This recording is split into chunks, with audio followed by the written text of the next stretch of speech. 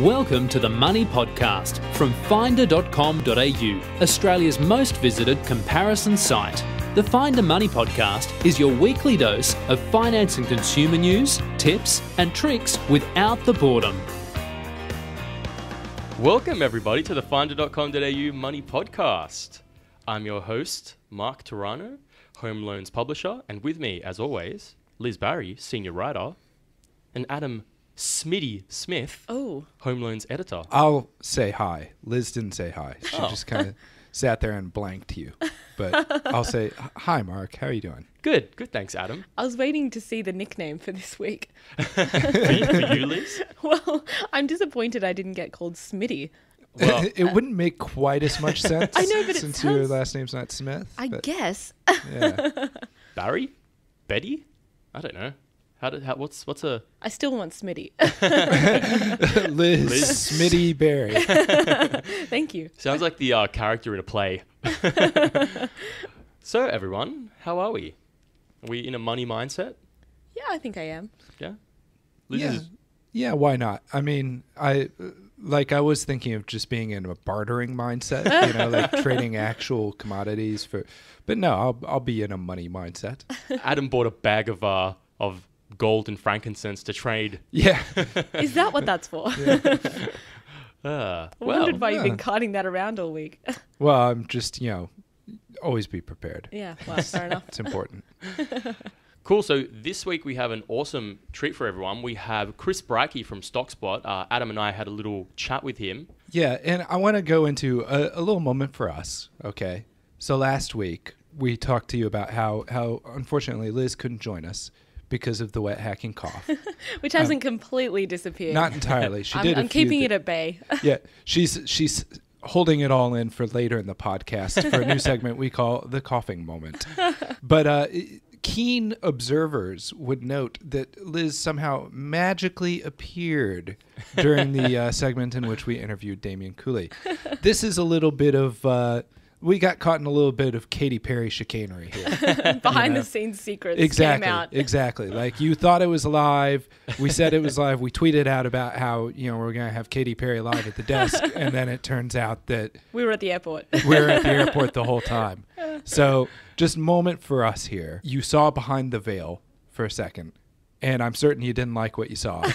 So let's both of us just move forward with a well-placed sense of denial.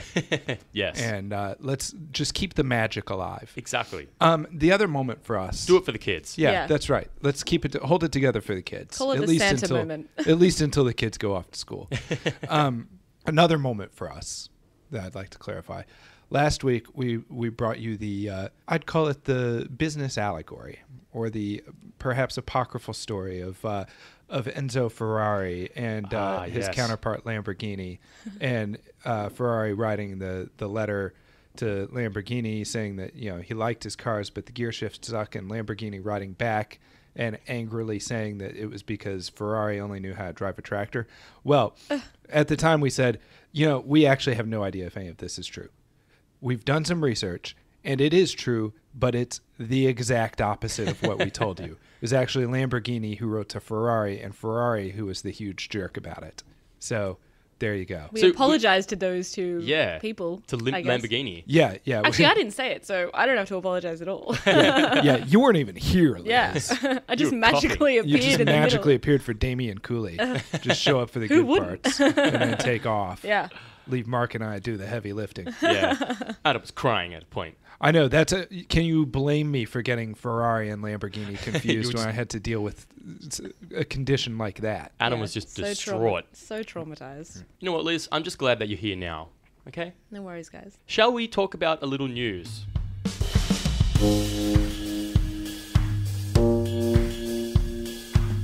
The census figures, as we all know, have been trickling out. Yes. In a sweet flow of golden juices. Yeah, golden, juicy, census-y goodness. That sounds great. Yeah, like honey trickling from a beehive. Ooh. And CoreLogic has done some analysis on those census figures, and they've shown that there's been a massive shift toward medium density housing in almost every capital city. What is that? Medium density, it's still apartments, but it's not like, high-rise apartments. Okay. Right. So it's like I feel like I live in medium density housing. Is it a high-rise apartment? It's not high rise. It's like 6 floors. Okay. Yeah, that might be medium density. Yeah. That sounds about right. So this is about me, basically. Yeah, sounds like it. Sounds like it. Okay. But Cameron Kusher, the research analyst there, said, while driving around inner city areas, you would kind of think that it's high density units that have been the most abundant, but it's actually the data points to medium density supply having ramped up the most. Melbourne, not surprisingly, saw the biggest increase at 61% from one census to the next in medium density housing. Yeah, and stock is definitely shifting more toward medium and high density housing. Cameron Kusher said 10 years ago in Sydney, 61.7% of housing stock was like detached houses. In the latest census, it's 55.7%. And he said that within 2 censuses, by 2026, it'll be less than half of Sydney's housing. We're all cramming into smaller spaces. That's crazy. That's what we were talking about as well a couple episodes ago, how you could be forgiven for if you're driving around the city thinking that it's mostly high density and it's mostly high rise stuff, but it's actually not. So something else that I saw, so obviously tax time is coming up, and a lot of people thought that the ATO was going to be looking a lot at what kind of companies getting around paying tax, but they've actually just come out and said that they're actually going to be focusing on individuals and small businesses getting around paying tax. Oh, so stick it to a small guy. Basically. Well, apparently a lot of individuals and small businesses, they kind of just claim these deductions just because they think, they're small, they won't really look at these things, but when you add it all up, it actually, accumulates to billions and billions of dollars. Right. Wow. Yeah. Or so basically the amount one major corporation is sheltering. Yeah. In the Cayman Islands. Exactly. Exactly. The amount one global corporation is moving offshore to avoid tax liability in Australia. Right. So nice one, ATO. But basically, if you're planning on claiming anything to do with your car or anything to do with your laundry, make sure you can actually claim that. Wait, you can claim for laundry? If you have to wear a uniform for work, you may be able to claim some of your laundry expenses. Can our Finder hoodie be considered a uniform? No, because you're not required to wear it. Could we could easily enforce that rule, though. Yeah, could we be? I'm not giving tax advice. General advice. Wow. Yeah, so definitely chat to an accountant if you're planning to make several deductions. Yeah, look, I think, it's always wise to be smart about your deductions and to, play it on the safe side. Yeah, I mean, I had a tax accountant years ago who was really crazy about taking all these deductions, come to find out that she went out of business because bunch of her clients got audited. Oh my gosh. So it's always good to play it on the safe side. Take everything that you're owed, but don't take anything you're not owed. Yeah. But seriously, you're going to go after small businesses and individuals as though that's the biggest problem. Well, not like Apple or Google moving all their Australian income to Ireland so that they don't have to declare it. That's the problem. That's the thing. Yeah. They don't pay any tax, so there's nothing to audit. I know. See, that's we paid our $10 for the year. Yeah, I know. Leave us alone. That's maddening to me. Yeah. Absolutely maddening. Yeah, but if you are an individual or small business, Pocketbook, who we actually chat about on this podcast, they actually released a tax app for this year. You can chat to an accountant through the app. I saw that. That's an awesome idea. We were actually road testing it this week, and then I realized that I lost my wallet and all my cards, so I couldn't use it. I couldn't budget because I couldn't spend using my cards anyways. Oh, well, there you go. Did you save money? Yeah, a lot. Well, see, there you go. I also starved to death. There's our little money tip and trick of the week. Lose your wallet. Lose your wallet. You won't be able to afford anything. Yeah. And just updating people on that, I never found my wallet. It's in limbo somewhere.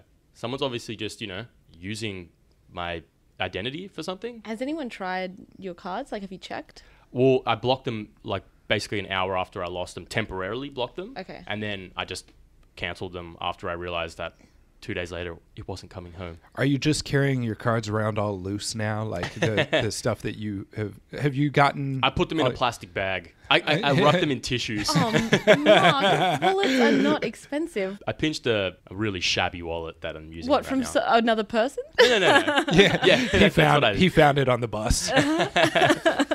No, I just found a cheapo wallet, and I got my first bank card back yesterday, actually. So Oh, good. Good That's times. great. Good times. What about your license? You got, No, I've got a piece of paper that I printed out.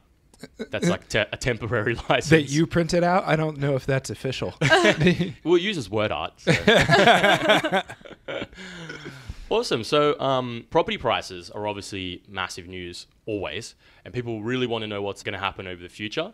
So HSBC's chief economist, Paul Bloxham, has forecast that national property prices will halve over the next 18 months. Have.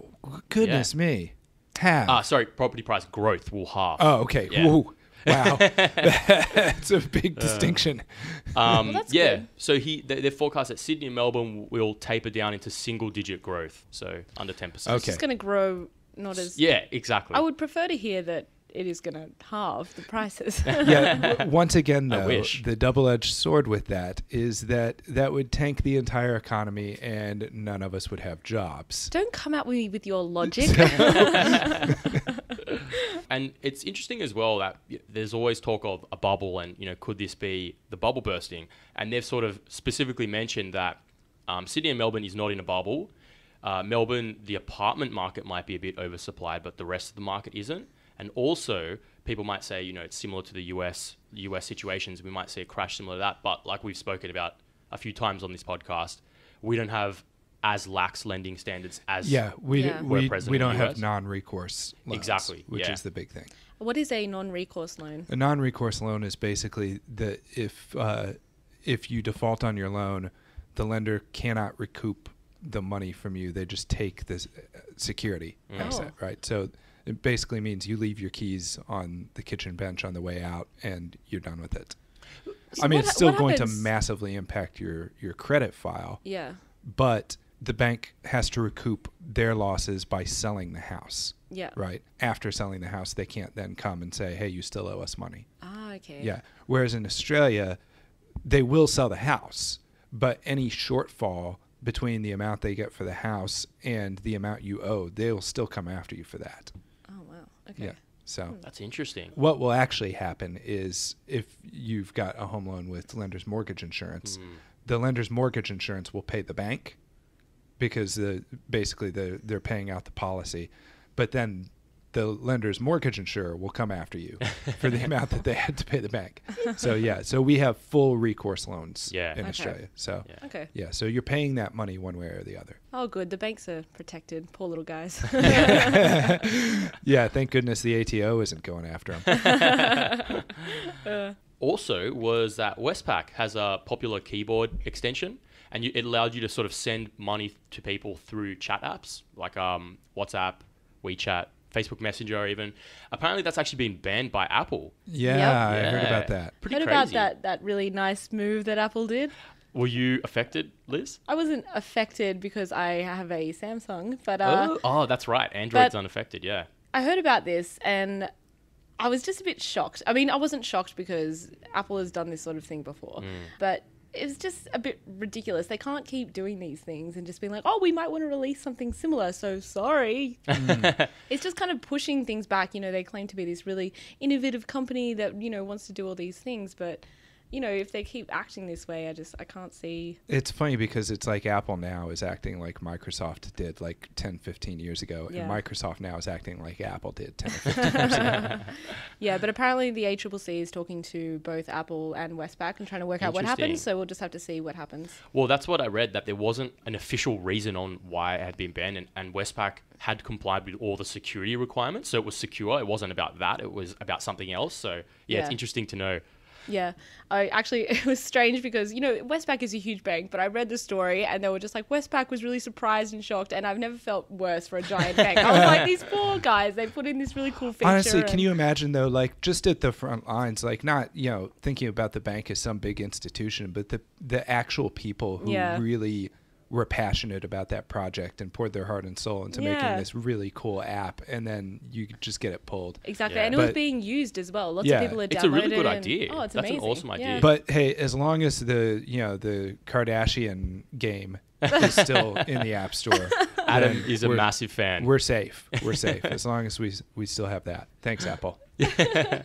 All right, well, thanks, guys, for the news. I'm feeling suitably informed. Well, that's why we're here. Yep. But it's now time to jump into a bit of stock trading, a bit of Thunderdome.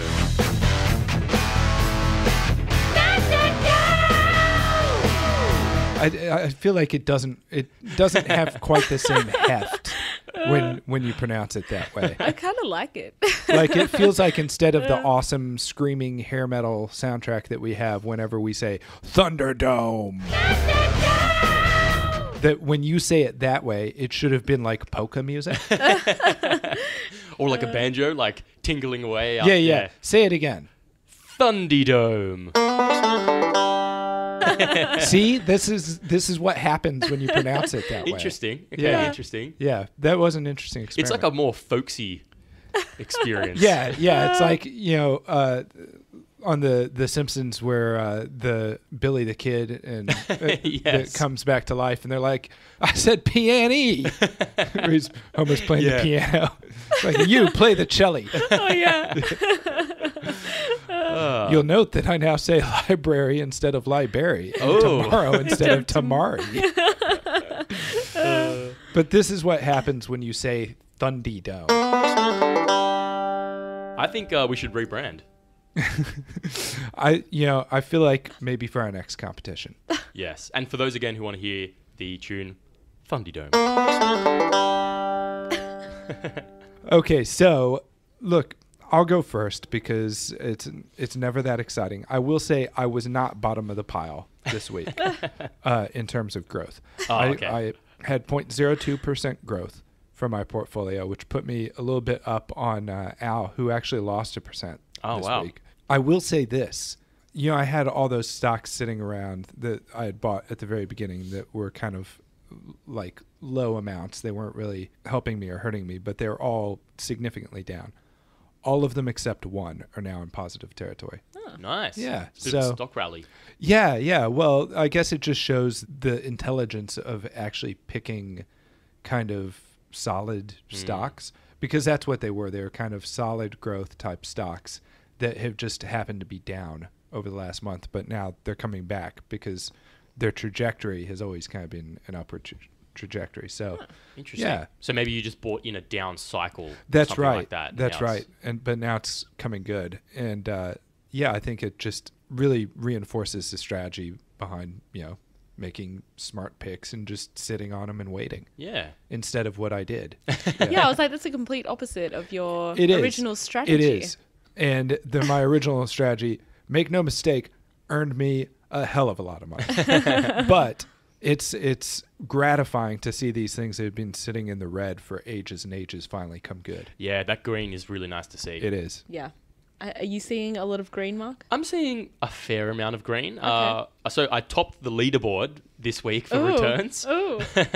It was actually a really kind of volatile week. I was just watching, and that's probably the worst thing to do is watch your stocks every day if you're not trading if you're not like a day trader. Right. Yeah. If you're not trading every day, then man, it is a roller coaster of emotions because things would just drop, and then you'll be like, wow, like I was up 10% on this share, and now it's just halved. So yeah, don't do that. But yeah, I basically noticed that some of the tech companies that I had invested in, especially medical, has basically been doing nothing. So I'm going to try and get rid of those. And my mineral stocks didn't really had been doing really well, but came down a bit. So you are still actively doing trades now and then? Now and then, not active. Like for example, I didn't trade at all this week. Right. I've just been watching to see if something's doing really badly, sell it.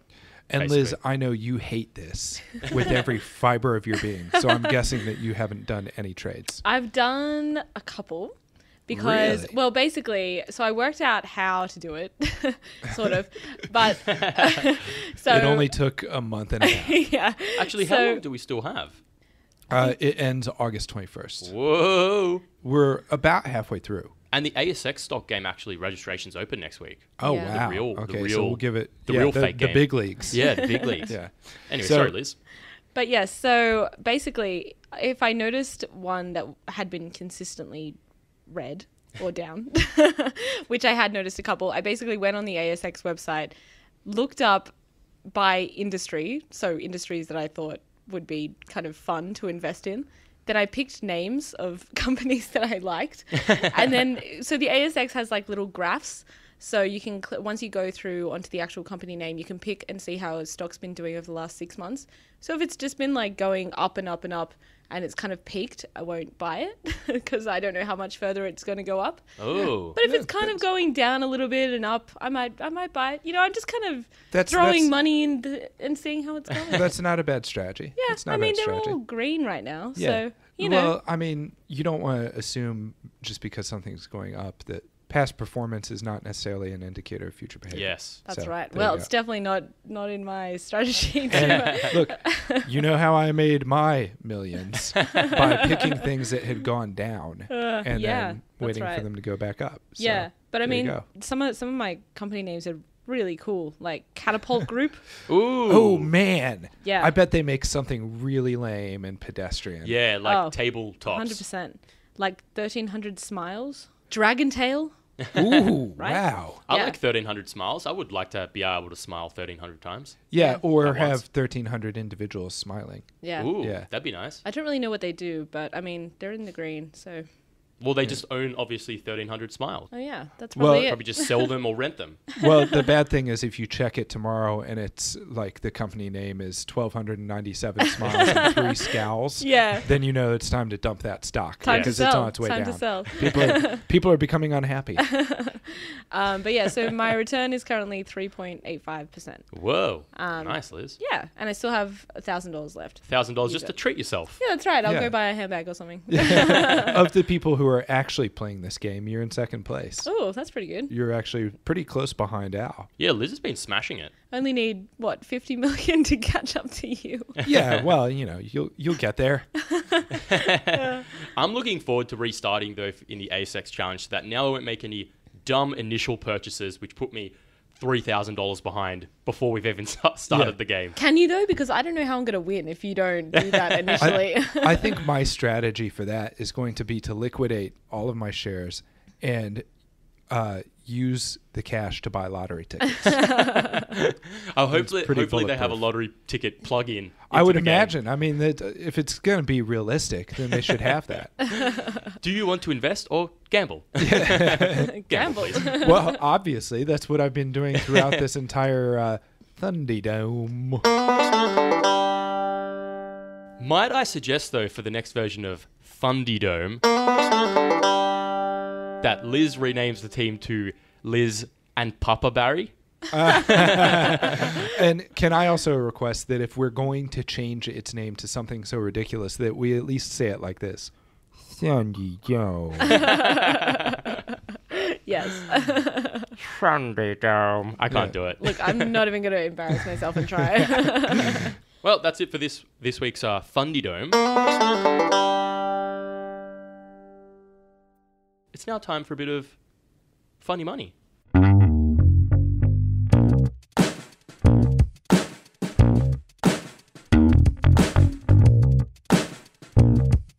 If you had the chance to buy R2-D2 made from original parts, the original R2-D2 that was used in the original Star Wars trilogy plus episodes 1 and 2, how much would you pay for it?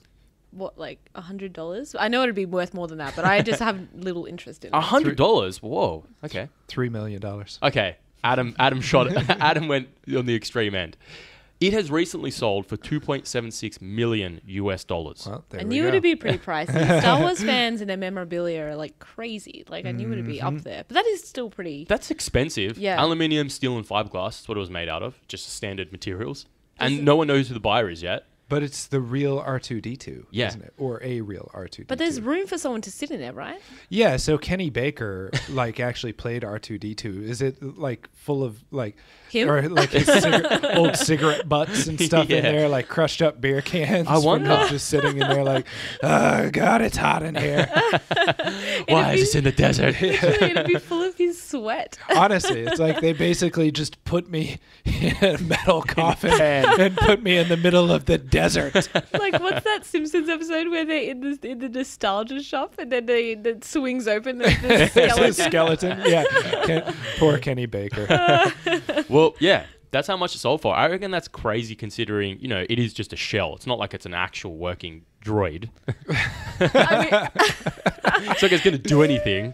Like, you are going to need someone to work it. It's going to play the video of Princess Leia. Yeah. This is an interesting question, though. For Star Wars movies from now on, like, I really have to feel like Kenny Baker's involvement in the past at least couple Star Wars films that he was R2-D2 in was really more of a nod to nostalgia and a sense of, I guess, a sense of duty. You know, that like, well, he's had this role for this long a time. We really have to offer it to him. Do they really need a human to be inside R2-D2 anymore? Right. Or can they make an actual droid? I would think that, I mean, they made BB-8, you know, right. So it's not like there's a tiny person inside of that, like a hamster or a tiny monkey or something. It's like pretty simple movements as well. Yeah. You could just pull it along with a string. We're basically just crapping all over Kenny Baker's entire career here. But just attach it to the person that they're walking in front of. Attach it to Princess Leia or something, and it just trail behind them. So we're saying that we can replace this respected actor with a piece of fishing line. That's sad. But no, it seems like they could build a droid, like an actual robot that mimicked the things that Kenny Baker would have to do. Yeah. So as a puppeteer. Yeah. Anyway, $3 million. $3 million. Yep. Well, it sounds like you guys really like money, which is good. I'm a fan. I like it okay. If I offered you a raise, would you take it? No. Yes, I would. I would, but I wouldn't feel like I deserved it. Well, deserving it is an interesting kind of concept with this funny money. So someone who is getting a raise this year is the Queen. Oh, well, you know what? It's about time. So guess what percentage her income is increasing by?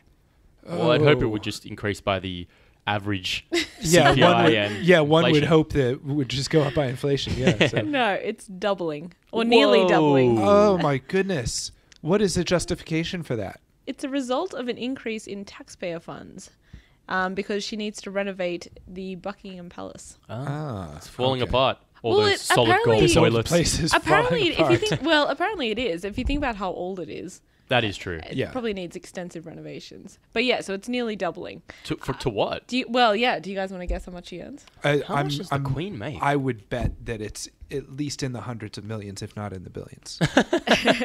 No, it's not. So it's 76.1 million pounds. Oh, well. Per year. Well, it 70 would once. be in the hundreds of millions in Australian For dollars. us, yeah. So. Wow. But I mean, she has to use that to, pay staff. And So whatever. it was that, or it is that? It's now going to be that amount. That's what it's rising to. I yeah. wonder how much the Royal Jester still gets. Do they still have a Royal Jester, like a Royal Comedian or something? I or- hope so.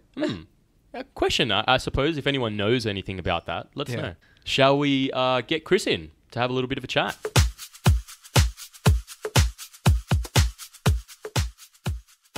So, we have a very lovely guest in the studio, Chris Brycki from Stockspot. So, Chris is the founder and CEO of Stockspot, and I'm so excited to have you in because Stockspot is so interesting to me. It's just like an awesome platform, and I think I really want to find out more personally, and I'm sure our listeners do too. That's the thing for us is most of the guests we have in, it's completely self-serving because it's like, we need your help. Please help us. So we're happy you're here You've today. got a lot of products to explain, and so we're always here to help explain them. So, Chris, I thought maybe we could just start from the top because I know that there might be a few people who don't really understand how Stockspot works and just in general ETFs and what they are. So maybe, we can just start there. Well, sure. So Stockspot itself is an online investment advisor, and so what we do is help understand a client's personal circumstances and then based on that recommend an investment strategy. And a lot of the investment strategies we recommend, in fact all of the investment strategies we recommend include ETFs. ETF stands for Exchange Traded Fund, and these are listed managed funds that trade on the Australian Stock Exchange just like any other share like BHP or Telstra. But rather than buying one share, you're actually buying hundreds of shares with one transaction. So ETFs include many assets within the investment that they're emulating. So we invest in ETFs that cover the Australian share market, the global share markets, emerging markets, bonds and other asset classes, and then we help to combine them for people to give them a great portfolio that reflects their investment horizon and their goals. That's really interesting. So basically someone comes to Stockspot, they want to invest, and then what's the process? Technology is a big part of Stockspot, so how does it all work? That's right. So the reason I set up the business actually was because I had worked in financial services and in an investment bank and seen that the process of actually investing was pretty cumbersome and not very exciting for especially young investors that are used to using so many other online services and having a really streamlined application process and then relationship with whoever they're buying travel services off or consuming media from. So I decided that the actual onboarding and the streamlining of that was a very important first process. So our fact finder and actually understanding the client all happens 100% online.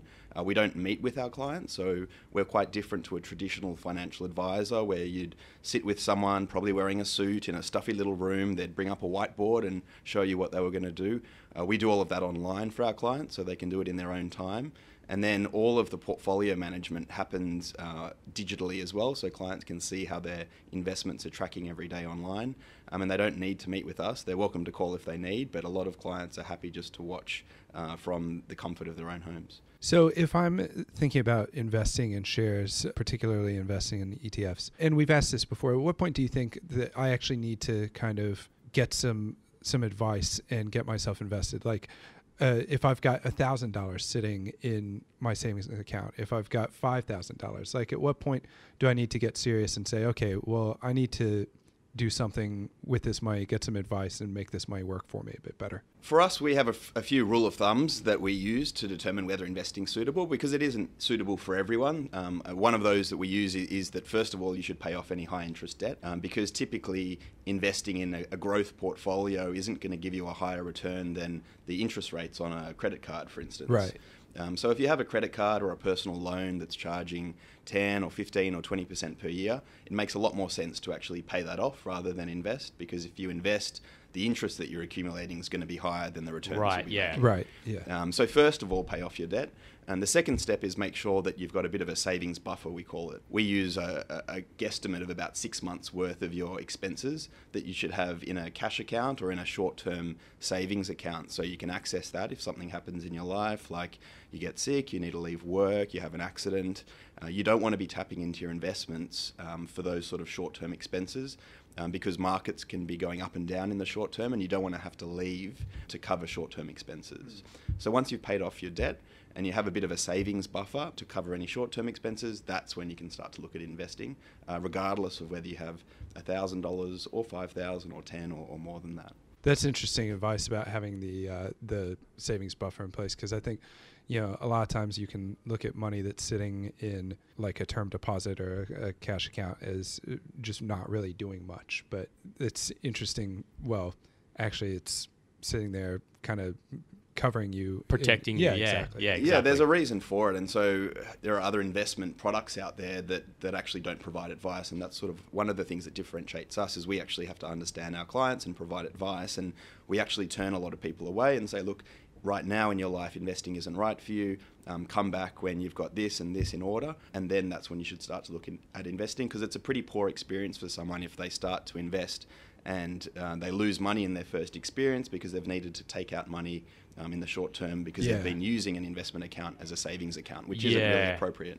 Yeah, that's true. We've been, over the last few weeks, we have had a bit of a share market challenge going.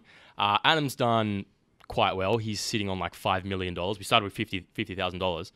So, like, what is the benefit of investing in an ETF versus an individual shares that you've picked? Obviously, they've worked well for Adam. Haven't really worked well for me. I think my return this week was like 1%. What's the benefits of that? Well, first of all, I'd say 1% a week is actually an excellent return. If you could do that, you'd be making 60 or so % a year compounded. Oh, right. Yeah, okay. And over your lifetime, you'd quickly become a millionaire and a billionaire. So actually, I would be very happy with 1% a week. Anyone that's turning 50,000 into 500,000, I would say, is speculating, not investing. And that's something I think we also try to educate our clients about, that investing is very different to speculating. A lot of people look at the share market as a way to get rich quick or a way to grow their money quickly, but they don't realize that if you try and shoot the moon and make huge returns, you're also necessarily taking higher risk. And with any form of investment, there's a very simple relationship between returns and risk. And anyone that's making high returns is also taking high risk.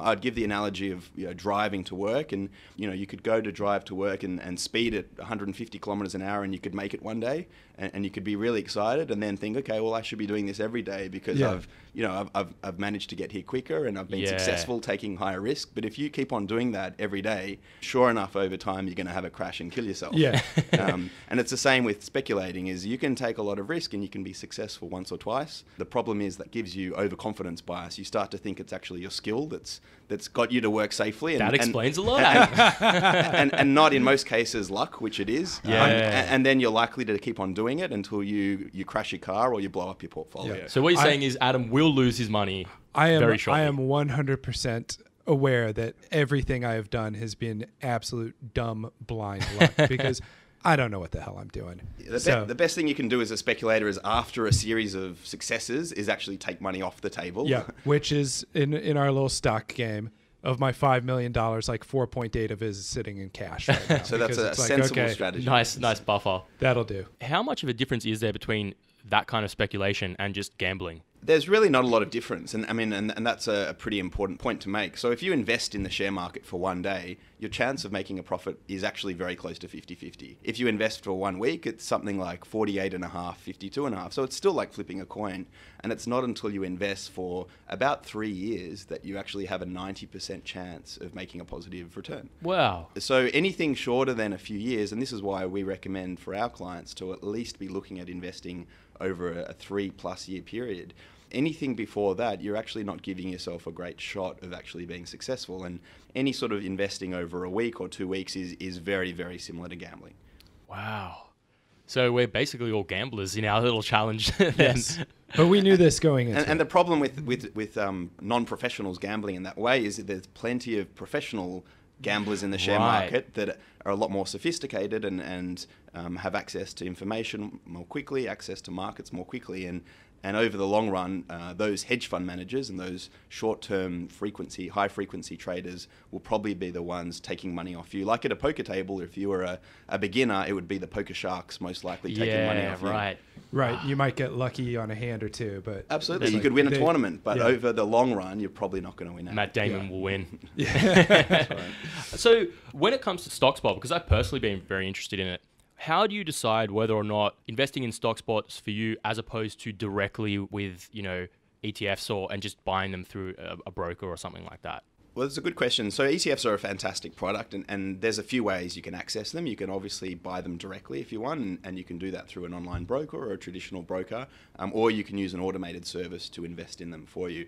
If you go down the path of doing it yourself, there's a few things you'll have to do in addition to deciding you want to invest. And one is actually picking the right ETFs, first of all. Now, that's a process in itself. In Australia now, there's over 150 different products listed. Wow. So you have to go to the effort of actually working out which ones to invest in. Once you've decided on that, you have to work out how to combine them in the right way. That's very interesting as well. And that's an important part of investing, because if you combine them in the wrong way, you can be taking a way more risk than you should be taking. Then after that, you have to keep an eye on them all the time and work out when you should be rebalancing them, which is another part of investing. And then on top of that, if you're investing in many ETFs, you'll be getting lots of different tax statements, and you're going to have to do all of the administration and tax reporting yourself. So these are some of the pain points that we've decided to help people take out of the investment process. But there's also people out there that are happy to do it themselves. So rebalancing is something that I'm very interested in. I know nothing about it. What is it and how does it work, and why do you need to do it in the first place? So theoretically, when you invest at the start, you'll be investing in different types of investments. So for instance, Australian shares, global shares, bonds, they're 3 of the investments in our portfolios. But what tends to happen over time is the risky investments in a portfolio, which are typically the shares and property component, they grow faster than the defensive parts of a portfolio, like bonds. And what that means is over time, your portfolio actually becomes more and more risky as shares become a bigger percentage of your overall portfolio. Right, okay. Now, if you don't do anything about that, that actually means that your portfolio over time won't actually be reflective of your goals or your time frame, because it will continue to get more and more risky. What rebalancing does is realizes that this happens, that growth assets tend to grow faster than defensive assets. And when that happens, returns are harvested off the higher returning assets and invested back into the lower risk assets in order to keep the risk in your portfolio even. Okay. And so Stockspot just handles that sort of for you, depending on what you choose. And yeah, that's right. So we've built within our systems, our algorithm, for lack of a better word, in the background, keep an eye on everyone's portfolios. And when they drift or when they move away from their target weights or how much we think they should be within a portfolio, we harvest the profits and reinvest back into the lower risk assets. That sounds cool. The next thing I was going to ask you then is, in terms of risk, how can someone sort of select what types of risk or how much risk they want when they invest in Stockspot? Another great question. So there's a few elements to risk. So first of all, there's a good relationship between risk and investment horizon, as I was explaining before. So if you're investing for a very short period of time, you're taking more risk. And the longer you're investing for, the better chance you have of actually hitting the goals and targets from a return perspective that you want. So first of all, it's important to understand your time horizon. Because if you're investing for a shorter time horizon, you need to have more defensive assets in your portfolio in order to dial down the risk. I wish I knew that before we started. So time horizon's important, and clients that come to us and say, I only want to invest for 3 years, what they'll see is the recommendation we make to them is actually to have more bonds in their portfolio, because that helps to cushion any short-term ups and downs in market. So that's one part. The second is a combination of what you may have heard before as risk tolerance. I like to think of it as risk capacity, because people don't really know how risk tolerant they are. It's a nice concept, and you can ask someone, if the market fell tomorrow, what would you do? And a lot of people say, that would be fine, I'd keep on investing. The reality is that a lot of people would get very scared and sell, which is usually the wrong thing to do. Yeah. As well as understanding how tolerant someone is for risk, we actually want to understand whether they have the capacity to take risk. And then part of our job is actually coaching people to understand that ups and downs are a natural part of markets, and even though it may feel painful when they're losing money, it's just part of owning a growth portfolio. And as long as they've set their investment horizon correctly, then they've got nothing to worry about. I'm kind of the guy on the other side of the risk scale who, say I go to a pokie machine, which happens about once every year and a half or so, and I put $20 in, which is my max spend. And if I start losing that money, then, I'm going to keep going till that $20 is gone, because it's like, well, I know what I'm doing. I'm basically flushing $20 down the toilet to sit here in front of this pokey for a while, because it's fun to do every year and a half or so. But if I get up by $1.50, I'm like, cash out. So from an investment standpoint, that's probably equally a stupid strategy, isn't it? That if I'm like, I'm up 1%, sell. I mean, it actually is a very common behavioral bias, is that when people are losing, they tend to chase their losses. Right. They tend to keep on losing because they want to make it back. It's called anchoring, actually, in behavioral finance theory, which is that you often anchor to zero, which was your starting point. Right. So if you start to go down, you start to think, oh no, I've got to make it back to zero, and as soon as I get to zero, I'll cash out. I promise. It's probably a common thought process for gamblers. On the flip side, like you explained, as soon as you make profit, you get very excited and you quickly sell out to lock in that profit. But which means if you keep on going to the pokies once a week, and let's say 50% of weeks you start losing, and so you lose it all, and 50% of weeks you make that first dollar and lock it in, then half of weeks you're going to lose $20, half of weeks you'll make $1. Right. That's not a very good long-term strategy, I wouldn't suggest. So don't do that, Adam. Gotcha. If you do a quick search on the internet, especially on Reddit and Whirlpool, you'll find so many recommendations for ETFs. The name Vanguard comes out like 1 billion times. So Stockspot actually released a report on ETFs and the state of the market at the moment. Why is the market growing so fast? Why are people so interested in ETFs right now? There are a few reasons. So every year we do a big report into the ETF market in Australia, and every year it's been growing very fast. So the first time we did the report was 3 years ago, and the market size was about $12 or $13 billion. This year's report, which we just put out, now marks the market at about $28 billion. Wow. So it's pretty fast growth when you consider markets haven't been very exciting over that time, and actually active fund managers, so the people picking stocks, have been losing a lot of money over that time. So it's actually a big trend out of actively managing money, either by picking stocks directly or giving your money to an advisor or fund manager that's picking stocks, to just investing in markets, broad markets or index investing, and this is how ETFs have come in. So it's actually a big global trend. It's not just in Australia. Globally, ETFs have been absolutely exploding in terms of growth and have grown from a couple of billion to over 4 billion just over the last 10 years. It's on the back of a realization that people that are actively picking stocks aren't able to actually make up the cost of their fees. And so if you have a look at how active stock pickers have done over the last 10 or 20 or 30 years, the trend that all studies seem to find is that they actually haven't been able to pay for themselves. That's so interesting. Why is that? Just because of competition. So again, I could take it back to that poker analogy. Back in the 1960s, funds management wasn't a very popular area. There were only about 5,000 people picking stocks and looking at markets in the whole world. And those people were actually able to do quite well because there were a lot of amateurs investing, and those experts were like the sharks at the poker table. Right. They were able to clean up and win everyone else's chips. The problem is there's not many amateurs left at the poker table now. It's all of just the professionals playing against each other.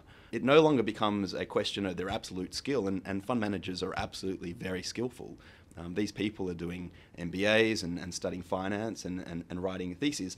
But the problem is that it becomes a game of relative skill. It's known as the paradox of skill, which is in a competitive game, as it gets more professional over time, it actually becomes hard even for very skillful people to win. And that's happened in the share market. Now there's over 1 million people in the world picking stocks and understanding markets. That's so and it's crazy. just meant that they're all so brilliant and so smart, it's become too competitive. So after you take away the cost that they're charging their clients and investors to invest, which usually is usually a percent for advice, another percent or two to invest, and then other fees along the way, and then there's a tax impact of buying and selling, it's just not worth it compared to just owning all of the stocks. Yeah, that's so interesting. So an ETF kind of edges that out by investing, like you said, in a market. Well, an ETF recognizes that there's all of these really smart fund managers buying and selling stocks, and what they're doing is helping set the market level for all of those stocks. And so you're able to piggyback off that market level without paying them a cent. That's so cool. In terms of fees and how they compare, what are the fees for investing directly in an ETF, managed funds, and then compared to Stockspot? Like, how does it all factor in? Sure. So if you, first of all, go and invest via a fund manager, like I just mentioned, there was a few different layers of fees, I'd call them. So typically the cost that you'd pay a human advisor to manage your portfolio and keep an eye on it would be around 1% a year of your portfolio value.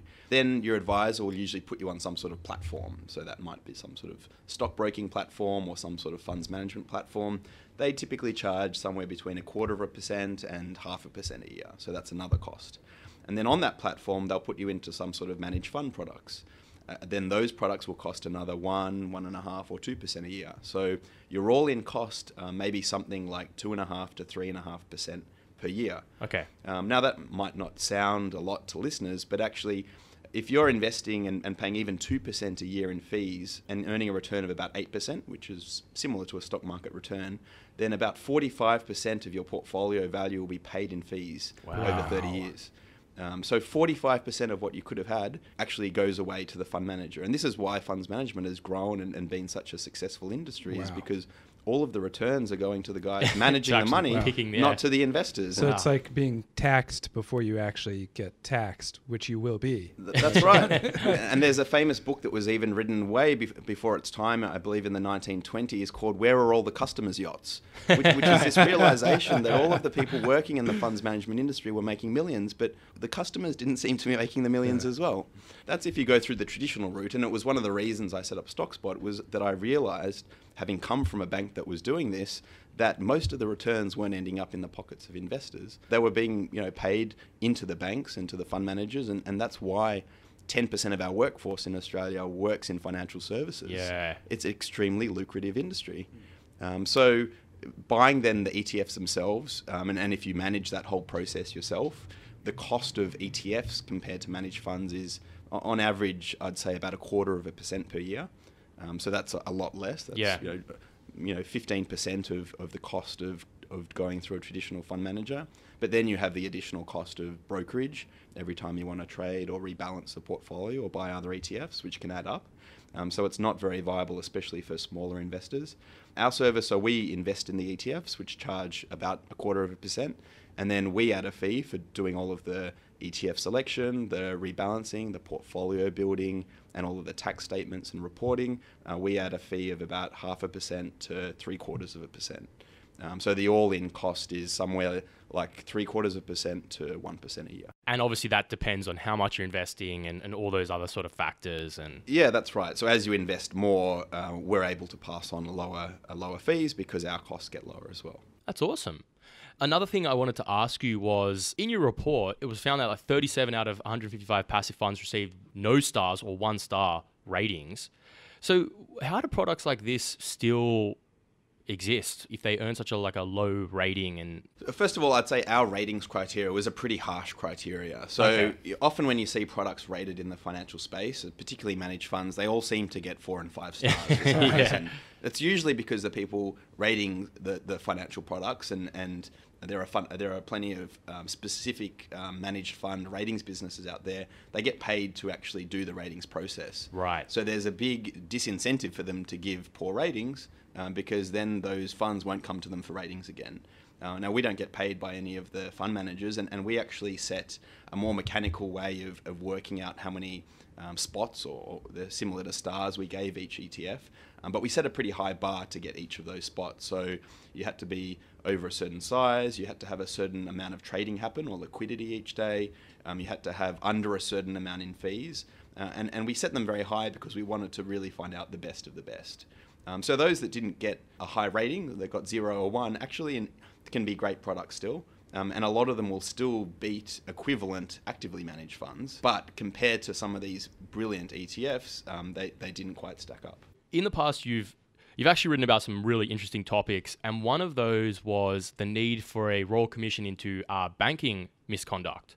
So what do you see as the major issues in the banking industry and what needs to be reformed? Sure. Well, I just mentioned that there are conflicts of interest in how funds are rated. And one of the bigger conflicts of interest in the financial services industry is how people are given financial advice. And this is something I was quite passionate about. And one of the reasons I started Stockspot was, having worked in a financial organisation, I realised there was a ginormous conflict of interest happening, which is that the companies that are actually manufacturing the financial products, so these big managed funds and all of these other products, somehow happen to be the exact same organisations that owned all of the financial advisors who were, for some mysterious reason, always recommending the exact same funds that their motherships were producing. And I think in any other area of life, we wouldn't accept this.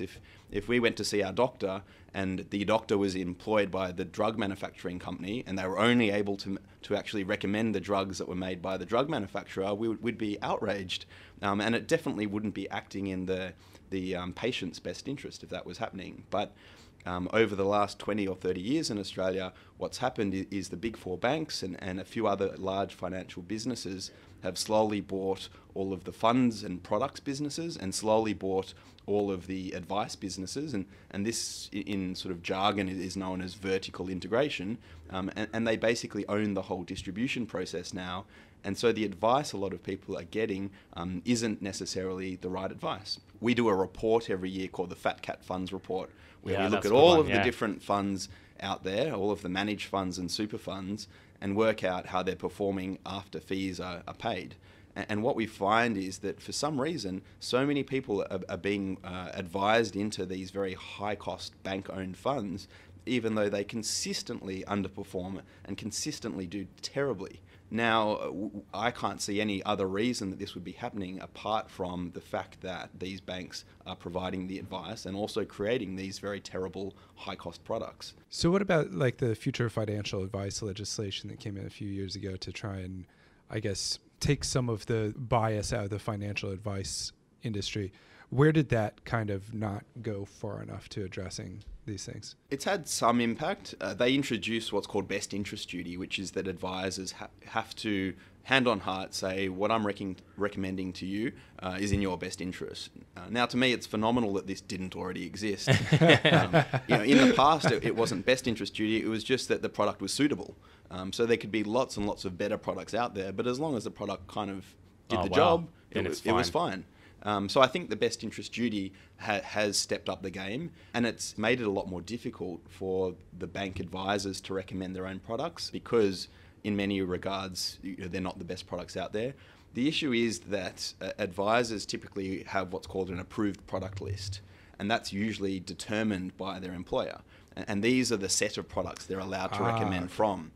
So it's often not the fault of the advisor themselves that they're not able to recommend better products. It's just outside of the scope of what they're allowed to look at. Right. So it might be in the client's best interest, but they don't have access to all these other products that would be more in the client's That's best right. interest. So they're not allowed to choose from the whole universe. Right. So out of the very limited range of stuff they have to choose from, this is their employer is basically Big Brother and says, look, you're not allowed to choose from all the products out there. Yeah. We've already shortlisted the best ones. Somehow they happen to be a lot of our products. You're allowed to recommend from this set.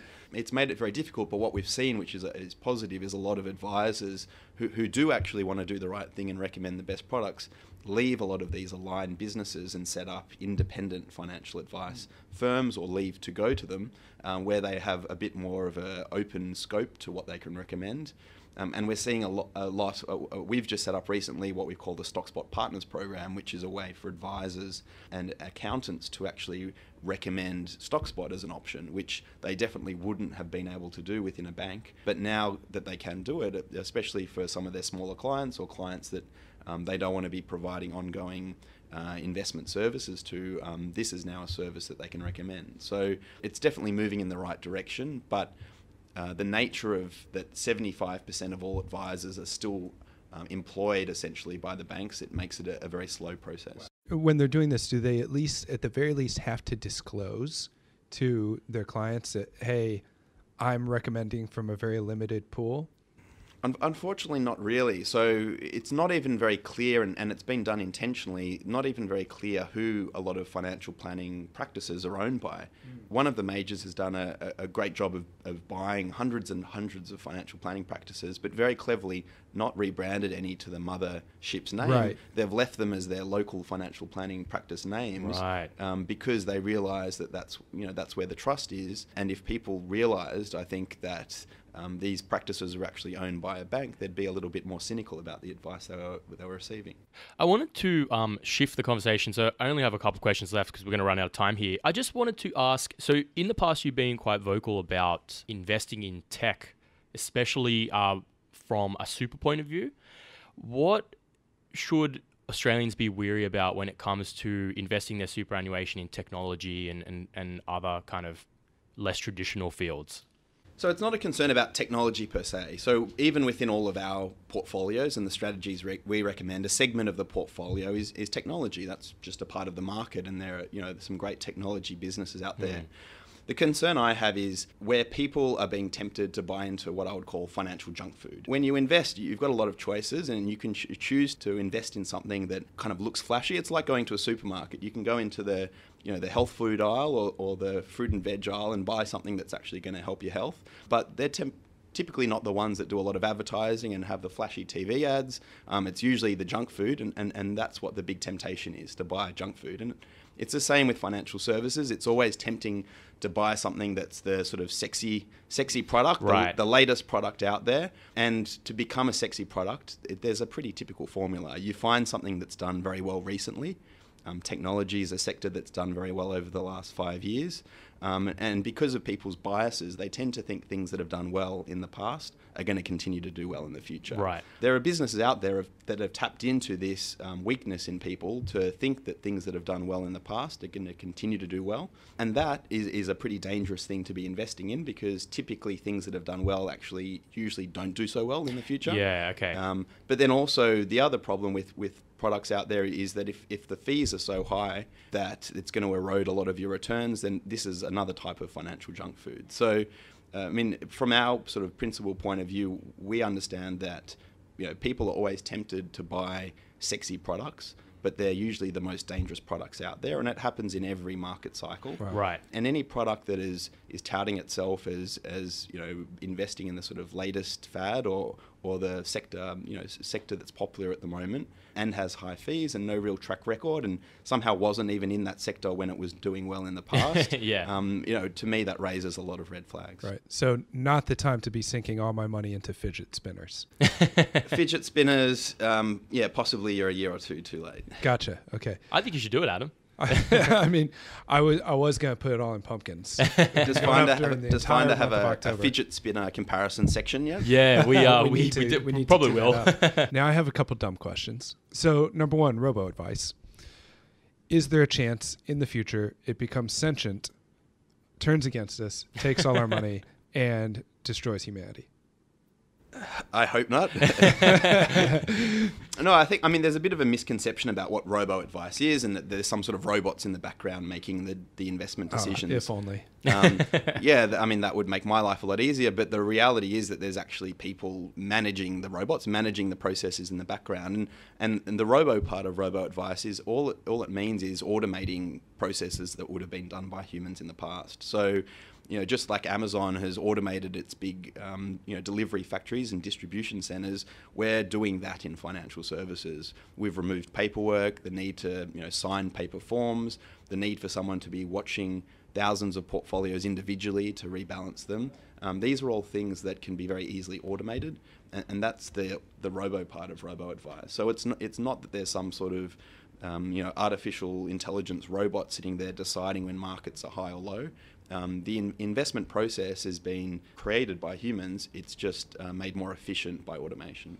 Right. So I don't have to feel like suspicious if my robo-advice platform suddenly starts recommending that I invest in companies that make weapons easily fired by robots. you might want to do some due diligence. That may be a conflict of interest. Or fidget spinners for that matter. Yeah, exactly. Now, the other thing, our little stock picking contest, Thunderdome.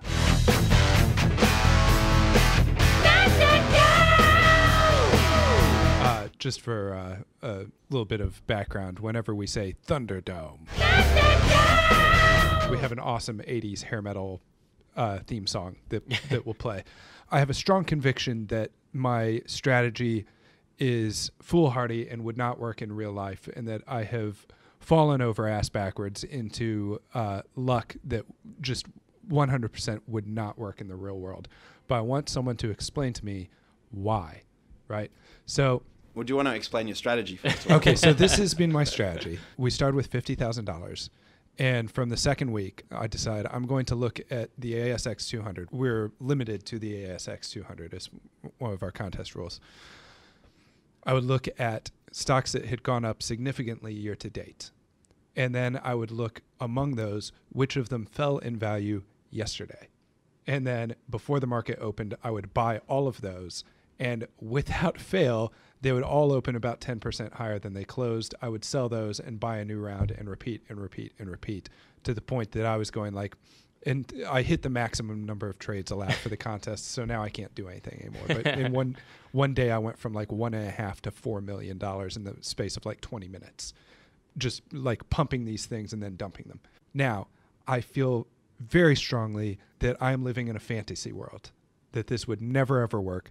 But I want someone to explain to me and to our listeners why this is the stupidest thing you could possibly do with your money. Well, it's not the stupidest thing. Fidget spinners would be the stupidest, but it's up there. Yeah. So to give you some background, I actually entered a lot of stock picking competitions when I was younger and had similar sort of results to what you've had. And there's a few reasons why it's very hard to emulate in real life.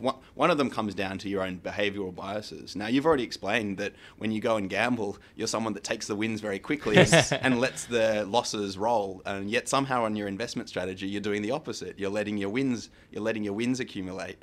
So it actually shows when you're not managing your own money, you actually do it in a different way, which is true. When you're not actually taking risk, you think of things differently because humans are naturally quite risk averse with their own money. It's something that's probably been passed on from when we were cavemen, and taking risk meant that you got killed. So people don't take a lot of personal risk. So first of all, it's something that's very behaviorally hard for you to do in real life, is to let your wins grow, because there's a huge temptation to lock in wins and let your losses accumulate. But there are other sort of more market-related reasons why that would be difficult in real life. One of them I'm guessing in your competition there wasn't a lot of brokerage or costs every time you traded? I think the brokerage fee is $15. Yeah, I can't remember. I think it's $15 per Okay, trade. so that's pretty realistic. So then, like, volume is the other hard thing. So I'm not sure in the competition, in order to make $5 million, you would have had to buy a large quantity of these it's stocks? insane. There's some times where I'm buying 100,000 shares and then dumping them literally seconds later.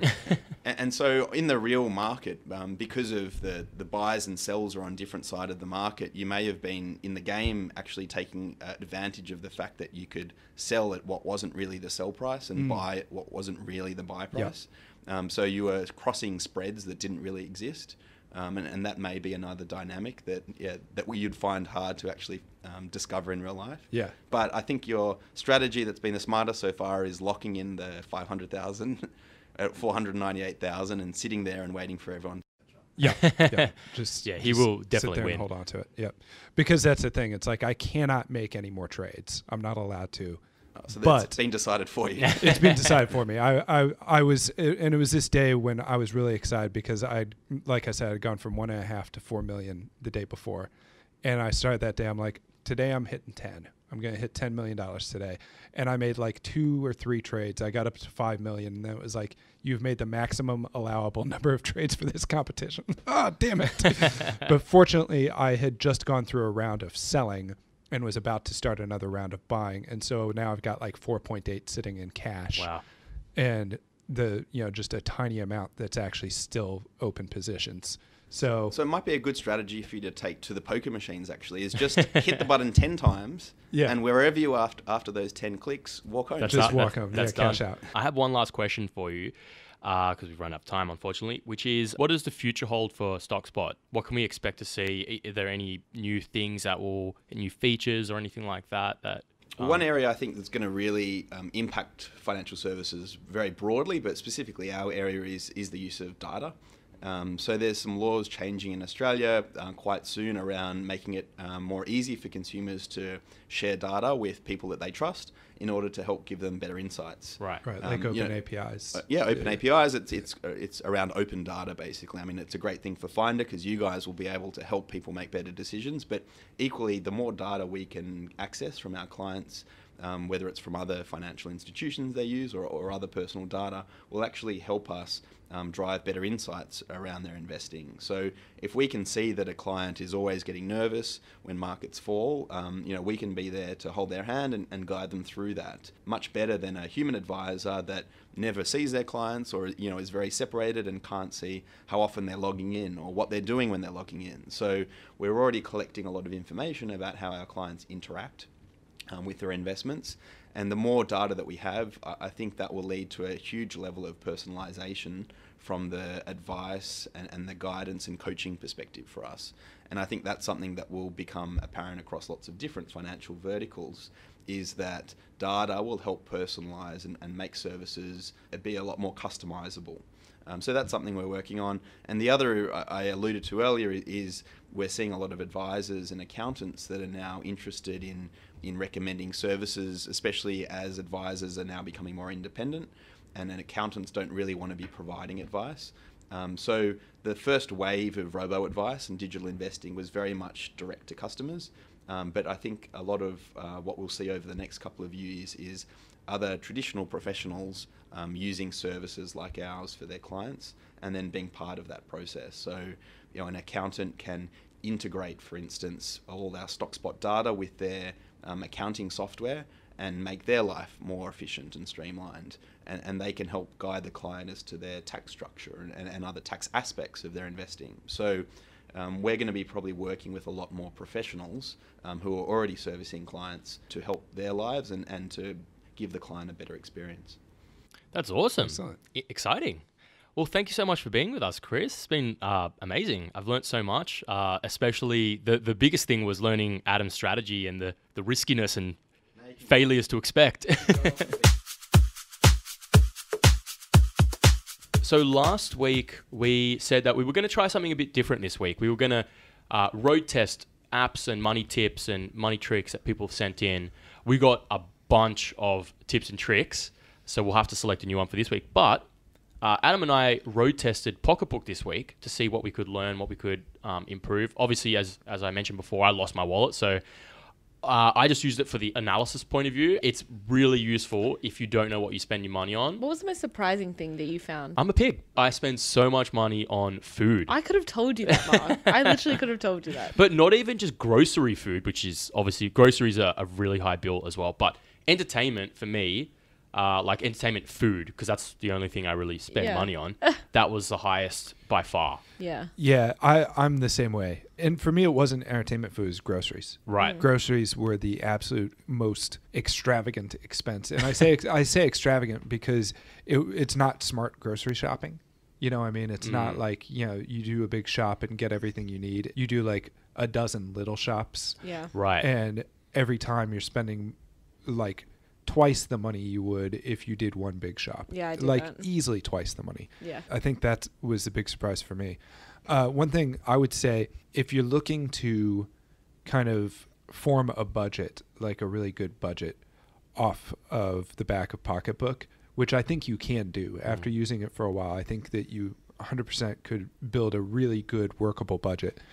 You really need to use it for probably a couple months. Yeah, I agree. In order to get the best benefit out of it, for it to start understanding what everything is, for it to start recognizing your bills, for all the bills to even show up. Like I was trying to make a budget the other day. I couldn't really do it because some bills had gone through from my bank account, but they hadn't shown up on Pocketbook yet because there was about like a day or 2 day lag sometimes. And so I think you need to use it for a little while before you get a real full picture of all your income and expenses and everything. But once you do that, I think you can really use it really well to build a good budget. It's super useful though. It's really worth just being able to get that initial analysis view and just see, okay, what on average am I spending my money in over a month? How much gets spent on travel, car? Brazilian Jiu-Jitsu is a big expenditure for me as well. Yeah, no, and my gym fund. Yeah. So yeah, been really useful. But maybe we'll revisit this in another couple of weeks and just update everyone. See how we're doing. Yeah. I think you could use Brazilian Jiu-Jitsu to make money if you used it to rob people. Have you thought about that? No, I haven't really. That is the beginning and end of why I decided to do Kung Fu, is to be able to better rob people. So How's that worked out for you? it's worked quite well. Oh, it's a lucrative side hustle. Did you steal Mark's wallet? Yes, he was the man who stole my wallet. Let's not talk about it. He looks familiar, doesn't he? Adam takes the money that invested into the stock market. That's right. I'm gambling with other people's money and losing, might I add, but at least it's other people's money. Yeah, exactly. Yeah, so I have nothing to show for it because I've gambled it all on the stock market and lost. And bought lottery tickets. Yeah, exactly. But at least it hasn't been my money.